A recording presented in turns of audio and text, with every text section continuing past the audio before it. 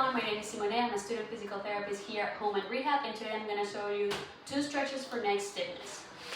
The first one is going to be an upper trap stretch. I want you to bring your ear to your shoulder and put some overpressure with your hand.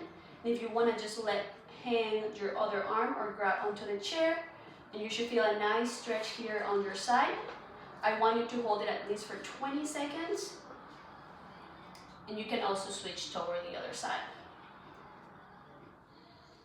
And then the second stretch I'm going to give you, it's called a levator scap muscle. It's more toward the back of your neck. You're going to look toward your armpit. Grab your head on the back. Again, put some overpressure. And if you want to hang your arm and grab it toward the chair.